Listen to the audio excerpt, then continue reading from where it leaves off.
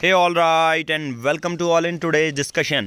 Now आज की इस वीडियो में हम डिस्कस करते हैं द सेंट्रल हाईलैंड्स। इससे पहले डक्कन प्लेट्यू हमने कर लिया है, ईस्टर्न घाट्स और वेस्टर्न घाट्स के बारे में कंप्लीट एनालिसिस कर चुके हैं। इससे ऊपर वाली पीडीएफ का सीक्वेंस है। नाउ सबसे पहले बात करते हैं सेंट्रल हाईलैंड्स क्या हैं। जो हम बात कर रहे हैं ना अभी, पेनिसुलर इंडिया के ही पार्ट हैं ये, ठीक है, पेनिसुलर इंडिया के ही पार्ट हैं। ऊपर है डक्कन, नीचे है सेंट्रल हाईलैंड और तीसरे हैं नॉर्थ ईस्ट वाला। सबसे पहले सेंट्रल हाईलैंड के बारे में बात करें, they are bounded to the west by the Aravalli ranges. तो सेंट्रल हाईलैंड्स की जब भी बात करते हैं तो वो है Aravalli ranges. Central highlands of India are a biogeographic region in India formed by disjunct ranges of Satpura and Vindhyas hills.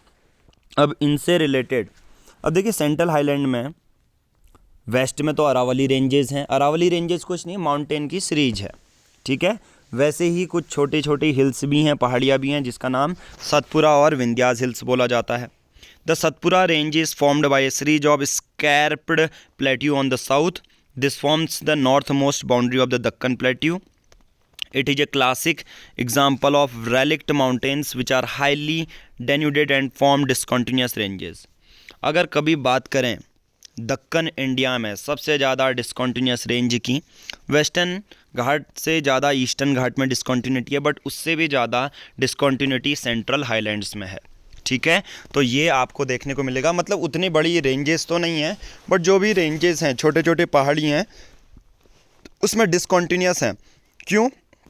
इसके पीछे बहुत सारी नदियाँ कारण है। The extension of the peninsular plateau can be seen as far as Jaisalmer in the west, where it has been covered by the longitudinal sand ridges and crescent shaped sand dunes called birchens। कभी भी sand dunes होती हैं, sand dune कुछ नहीं है, रेत है, रेत हुई, बहुत ज़्यादा रेत है यहाँ पर, ठीक है, और बहुत तेज़ हवा आई और किसी एक जगह पर रेत का पूरा पहाड़ बना दिया, उसी को सैंड ड्यून्स कहते हैं। और सैंड ड्यून्स को टेक्निकल जोग्राफर्स जो नेम देते हैं उसका नाम है बर्चन्स। यूपीएससी प्रीलिम्स कभी भी आप दें तो क्वेश्चन कैसा आ सकता है, with respect to the term birchens associated with, ठीक है, choose the option below. 4 option दे दिए जाएंगे। सबसे पहला ऑप्शन आ जाएगा आपका, सपोज सैटेलाइट आ गया, दूसरा रिलीजियस प्लेसेस आ गया, तीसरा सैंड ड्यून्स आ गया। तो बर्चन्स आप कंफ्यूज ना होना, ये जोग्राफिकल टर्म है जो सैंड ड्यून्स को बोला जाता है, right. This region has undergone metamorphic process in the geological history which can be corroborated by the presence of metamorphic rocks as the marble, slate and genesis। मैं बात करूंगा central highlands की, जहां पर अरावली रेंजेस हैं, जहां पर सतपुरा विंध्यास के हिल्स हैं। यहाँ पर आपको जो है पत्थर मिलेंगे मार्बल, स्लेट, जेनेसिस। अब ये हैं मेटामॉर्फिक रॉक्स। जब भी आप रॉक्स पढ़ते हैं तो ग्रेनाइट, जेनेसिस, ये रॉक्स होते हैं। अब इनका क्या होता है, चेंजेस जाते हैं। जैसे कोई भी रॉक है, मेटामॉर्फिक रॉक्स वो रॉक्स होते हैं, सपोज एक पत्थर है, वो ज़मीन के अंदर जाता है जहाँ पर उसको हाई टेम्परेचर फील होता है, हाई प्रेशर फील होता है, तो वो पत्थर मेटामॉर्फिक रॉक में बदल जाएगा, जिसमें मार्बल, स्लेट, जेनेसिस। हालांकि ये करूँगा अभी ज्योग्राफी में, इसको पढ़ाऊँगा, बट सेंट्रल हाईलैंड्स में आपको सिर्फ 3 चीज़ें याद रखनी है। The first one is Aravalli ranges, the second is Satpura and the third is Vindhyas hills. Third one is Satpura range, relict mountain which are highly denuded and form discontinuous ranges बनाती हैं। तो यही चीज़ यूपीएससी प्रीलिम्स में आपको याद रखनी है। सैंड ड्यून्स को बर्चन्स कहते हैं और यहाँ पर सेंट्रल हाईलैंड्स में आपको मेटामॉर्फिक रॉक्स मिलेंगे जिसे मार्बल, स्लेट, जेनेसिस कहते हैं। नाउ सेंट्रल हाईलैंड कंप्लीट हो चुका है। नाउ साथ ही साथ हम नॉर्थ ईस्टर्न प्लेट्यू और आज पेनिसुलर इंडिया को कंप्लीट ही कर देते हैं। उसके बाद नया टॉपिक ड्रेनेज सिस्टम, फिर उसके बाद तो कोस्टल प्लेन, फिर इंडियन डेजर्ट, बहुत सारी चीज़ें हैं, बट अभी हम करते हैं north eastern plateau. Deccan plateau देखो कितना है, बहुत सिंपल है।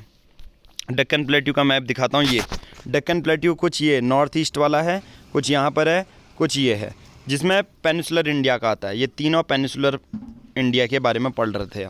इससे पहले वीडियो में डक्कन प्लेट्यू पढ़ लिया, इसे अब सेकंड में सेंट्रल हाईलैंड पढ़ेंगे, अब नॉर्थ ईस्टर्न प्लेट्यू पढ़ रहे हैं, फिर पेनिनसुलर इंडिया आपका ख़त्म हो जाएगा। ठीक है, उसके बाद आपको ये पढ़ने की ज़रूरत नहीं होगी। फिर आपको क्या करना है, पेनिनसुलर इंडिया में जब भी कोई पेनिनसुलर इंडिया MCQ लिखोगे तो उस बेसिस पर आपको मिल जाएगा। अभी हमारी जो टीम है वो भी MCQ में लगी हुई है। बहुत सारे जो हम बुक वो क्रिएट करने वाले हैं जिसमें MCQ आएंगे, जिसमें उसके एक्सप्लेनेशन होंगे। जो ये PDF मैं आपको बता रहा हूँ जिसमें नॉर्थ ईस्टर्न प्लेट्यू है या दूसरे टॉपिक हैं, इसी के सीक्वेंस वाइज हम आपको MCQ भी देने वाले हैं। नाउ बात करते हैं north eastern plateau. It is an extension of peninsular plateau. It is believed that due to the force exerted by the north eastward movement of Indian plate at the time of Himalayan origin, a huge fault was created between the Rajmahal hills and the Meghalaya plateau। बहुत simple सी बात है, जब हिमालय बन रहे थे, हिमालय, अब मैंने कहा इंडिया की जगह पर नहीं है, इंडिया पहले यहाँ था, ये मूव करते हुए यूरेशियन प्लेट से टकराया। इसी मोमेंट के दौरान जब टकराते हैं, सिंपल सी बात है यार, टकराते हैं तो अगर मैं मैप दिखाता हूँ आपको, कोई भी चीज़ टकराएगी, यहाँ पर देखो, ये पहले इंडिया यहाँ पर नहीं था, ये यूरेशिया प्लेट से टकराया, हिमालय का ओरिजिन हुआ। अब जब यहाँ पर चीज़ें हो रही हैं तो यहाँ पर एक फॉल्ट बन गया, मेघालय और राजमहल हिल्स के यहाँ पर। फॉल्ट मतलब क्रैक आ जाना। जब भी आप सोचो ये वही चीज़ है, ये वही चीज़ है, आप इतना कंफ्यूज मत होना। बहुत बार बच्चे कंफ्यूज होते आते हैं क्या है कि ये फॉल्ट क्या होते हैं। बहुत सिंपल है, आपके पास एक कप है, आप फेंकते हो तो वो टूटता नहीं है, ठीक है, बल्कि दरार आ जाती है, तो वही फॉल्ट है। तो ऐसा ही सिमिलर फॉल्ट जब हिमालय बन रहे थे, राजमहल हिल्स और मेघालय प्लेट्यू के बीच में आया। Later this depression got filled up by the deposition activity of the numerous river. अब जो वो दरार बनी थी उस टाइम पे, अब बहुत सारी नदियाँ आई, बहुत सारा कंकड़ पत्थर लेके आई और उस जगह को भर दिया। Today the Meghalaya and the Karbi Anglong plateau stand detached from the main peninsular block. इसी वजह से लगता है कि जो मेघालय और कार्बी एंगलोंग प्लेट्यू है वो पेनिनसुलर ब्लॉक से अलग है, क्योंकि ये नॉर्थ ईस्ट में कैसे आ सकते हैं। आप कहोगे यार आप तो वेस्टर्न ईस्टर्न घाट की बात कर रहे हैं, नॉर्थ ईस्टर्न वाला कैसा आया? उसी के वजह से जो हिमालयन ओरिजिन बन रहा था, उसी के वजह से ये मेघालय और कार्बी एंगलोंग प्लेट्यू बने हैं। फिर बहुत सिंपल सी बात आ गई, तो तभी इसको पेनिनसुलर इंडिया में ही जोड़ते हैं। बहुत बार रीज़न आपसे पूछ लिया जाता है कि यार पेनिनसुलर इंडिया में तो ये है वेस्टर्न घाट, ईस्टर्न घाट, तो मेघालय और कार्बी एंगलोंग तो नॉर्थ ईस्ट में है, वो कैसे हो जाते हैं? तो आपको क्या आंसर देना है? बहुत ज़्यादा लॉजिकल में मेंस भी इससे, ऐसा नहीं कि मैं फैक्ट ही पढ़ा रहा हूँ, समझ में आ रहा है आपको? पूरा जिस हिसाब से डिमांड है वो चीज़ आपको बैक एंड में तो सब चीज़ें पता है, but to the point prelims जो होता है ना, एक तो ये होता है, जैसे मैं कहूँगा कावेरी कहाँ बहती है, ठीक है, कावेरी कहाँ बहती है, कर्नाटका बोल दोगे तो कैसे याद कर लोगे? के हो गया ना।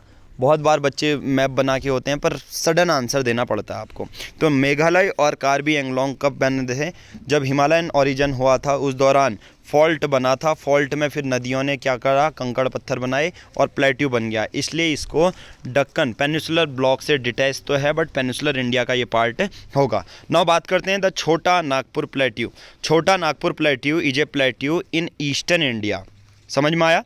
अब धीरे धीरे मैं सब जो नॉर्दर्न ईस्टर्न और नॉर्थ ईस्टर्न वाले बारे में बात कर रहा हूँ, वो यही है। छोटा Nagpur plateau is a plateau. अब ये पेनिनसुलर इंडिया में ही आता है, ईस्टर्न इंडिया में आता है। अब छोटा नागपुर प्लेट्यू सिर्फ एक राज्य में नहीं है, वो बहुत सारे राज्यों में है, जिसमें झारखंड, उड़ीसा, वेस्ट बंगाल और छत्तीसगढ़ आता है। तो छोटा नागपुर प्लेट्यू ये है। अब उसके बाद मेघालय प्लेट्यू भी कर लेते हैं, ये सब पेनिनसुलर इंडिया का पार्ट है। Meghalaya plateau is further subdivided into 3, the Garo hills, the Khasi hills, the Jaintia hills, named after. अब गारो हिल्स, खासी हिल्स क्यों नाम दिया गया है? क्योंकि वहाँ के जो कबीले हैं वहीं रहते हैं, उनका नाम ही गारो कबीला होगा, खासी कबीला है। तो मेघालय प्लेट्यू को 3 हिस्सों में बांटा गया है एज पर वहाँ लोग कौन से रहते हैं। गारो कबीला जहाँ रहेगा उसे गारो हिल्स कह देंगे, जिस पहाड़ी में वो रहेंगे। खासी कबीला जहाँ रहेगा उसे खासी हिल्स कह देंगे। The Jaintia hills named after the tribal groups in habiting this region. An extension of this also seen in the Karbi Anglong Hills of Assam. Karbi Anglong Hills कहाँ हैं? आसाम में है। Similar to the छोटा Nagpur plateau, the Meghalaya plateau is also rich in। अब Meghalaya plateau छोटा Nagpur plateau की तरह है, वहाँ पर आपको कोयला बहुत ज़्यादा मात्रा में मिलेगा, सॉरी फॉर द पॉज, बीच में कॉल आ गया था। नाउ मैं बात कर रहा था जो मेघालय प्लेट्यू है, छोटा नागपुर प्लेट्यू है, उसमें ज़्यादा क्या मिलता है? उसमें मिलता है कोयला, उसमें मिलता है आयरन ओर, उसमें मिलता है सिलिमेनाइट, उसमें मिलता है लाइमस्टोन, उसमें मिलता है यूरेनियम, राइट। ये सब चीज़ें छोटा नागपुर प्लेट्यू और मेघालय प्लेट्यू में मिल जाती है। The area receives maximum rainfall from the south west monsoon. अब छोटा नागपुर प्लेट्यू में मेघालय और छोटा नागपुर प्लेट्यू ऐसा नहीं कि एक जगह फैला है, झारखंड, उड़ीसा, वेस्ट बंगाल, इन सब के पार्ट छोटा नागपुर प्लेट्यू में देखने को मिलता है। मेघालय प्लेट्यू आप सबको पता है। N extension of this is also seen in the Karbi Anglong hills of Assam. और यहाँ पर क्या क्या मिलता है ये हमने पूरा डिटेल में पढ़ लिया है। अब नाउ जो ये वाला रीजन है, मेघालय है, ये वाला प्लेट्यू है, छोटा नागपुर प्लेट्यू है, इसमें रिसोर्सेज तो मिल रहे हैं बट इसमें मैक्सिमम रेनफॉल भी रिसीव होती है during the south west monsoon. मतलब जून जुलाई में जब साउथ वेस्ट मानसून जाता है, एज ए रिजल्ट इसी की वजह से Cherrapunji displays a bare rocky surface devoid of any permanent vegetation cover. यानी अब क्या होता है, इतनी ज़्यादा बारिश होती है तो चेरापूंजी में जितने भी रॉकी सब्सटेंसेस होते हैं वो हटा के ले जाती है। Devoid of any permanent vegetation cover वहाँ पर नहीं होता, राइट। क्योंकि बहुत तेज़ जब जिस जगह पर बारिश हो जाए, फसल आप नहीं समझ सकते कि हो पाएंगी, ठीक है। तो हमने आई थिंक पेनिसुलर इंडिया को पूरा कंप्लीट कर चुके हैं। हम नया टॉपिक अगली वीडियो में पढ़ेंगे, इंडियन डेजर्ट। आपको अगर ये कंप्लीट एनालिसिस चाहिए, कंप्लीट जो ज्योग्राफी की ये पूरी यूपीएससी प्रीलिम्स स्टैटिक पोर्शन की सीरीज़ है, ये हमेशा 2022, 2023, 2024 प्लस हर वर्ष इसमें करंट हम एडिशन करते रहते हैं। इन सब का पूरा प्राइस है 499 रुपीज़। ऐसे ही 6 सब्जेक्ट हैं। अगर आप कंप्लीट पैकेज लेना चाहते हैं तो वो सिर्फ 999 रुपीज़ का आप एक्सेस कर पाएंगे। अगर सिर्फ एक सब्जेक्ट लेना चाहते हैं, क्योंकि बहुत बार बच्चे एक ही सब्जेक्ट पढ़ना चाहते हैं क्योंकि ऑलरेडी कवर हो चुके होते हैं, पॉलिटी, इकोनॉमिक्स, तो सिर्फ 499 रुपीज़ में हर सब्जेक्ट आपको मिल जाएगा, राइट। आज की इस वीडियो में इतना ही करेंगे। बाकी ये मिलेगा कैसे, डिस्क्रिप्शन बॉक्स में आपको नंबर दिया गया होगा एक 7505134891। आप इस नंबर पर गूगल पे, फ़ोनपे कर सकते हैं 499 रुपीज़। स्क्रीनशॉट भेजेंगे सिमिलर नंबर पर, फिर हम आपको ऐड करेंगे अपने व्हाट्सएप और टेलीग्राम ग्रुप में, जहां पर आपको PDF सेंड कर दी जाएगी। आज की इस वीडियो में इतना ही। Thank you, have a nice day.